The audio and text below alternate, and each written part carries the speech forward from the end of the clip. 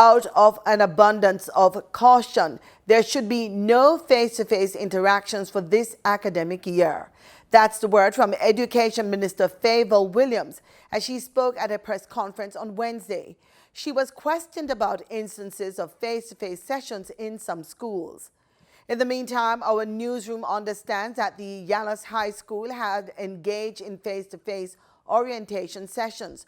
However, that practice was abandoned following reports that an individual affiliated with the school had contracted COVID-19. Simone Absalom has more in this report. Having face-to-face orientation is not allowed.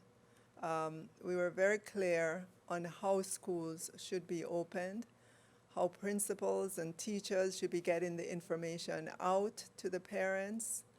And so at this time, based on the information that we have from the Ministry of Health and Wellness, from our stakeholders, the JTA, the Parenting Association, the Principals Association, face-to-face school is not allowed at this time.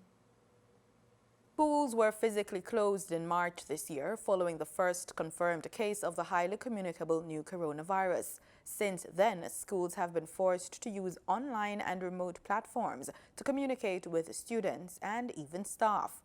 With the new school term set to begin on October 5, schools are now in the process of orientation. However, the PBCJ News team was informed that some schools in St. Thomas were having face-to-face consultations this week. I don't think the school should be open because they have online class, so I don't think the school itself should be open.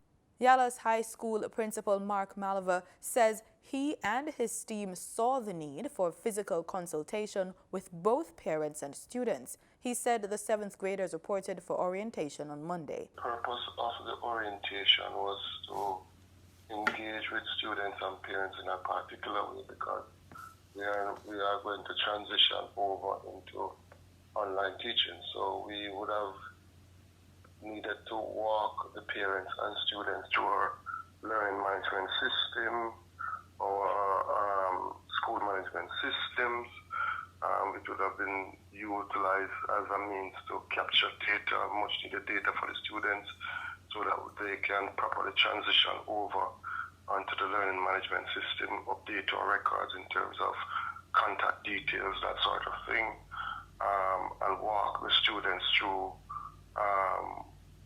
the necessary protocols that will govern online teaching and what they should expect, what they should not expect, and how they should operate, along with the parents and how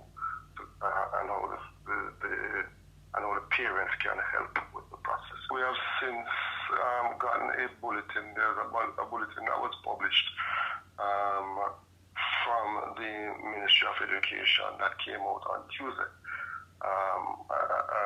And based on that bulletin, we are now going to have to revisit how we do the orientation.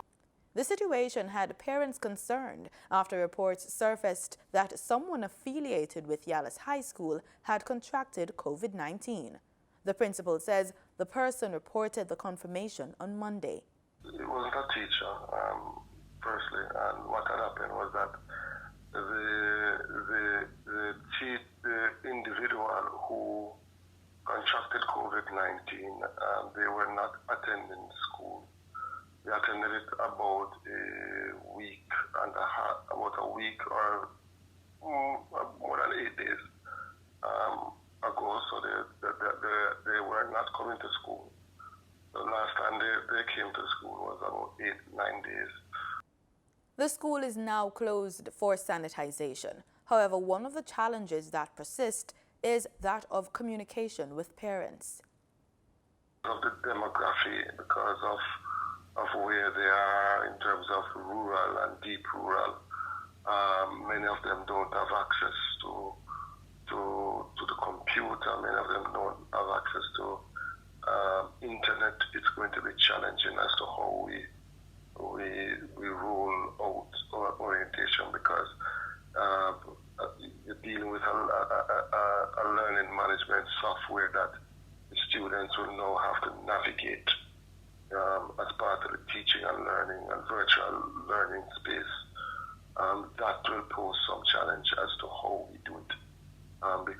those hindrances. On the national front, Acting Chief Education Officer Dr. Cassandra Troop says a manual is available to school administrators listing the range of best practice approaches to reopening schools, and schools are advised to tailor their plans according to their specific setup and situations. This will give much needed guidance for a sector that is navigating a pandemic in truly novel times. For the news on PBCJ, I'm Simone Absalom.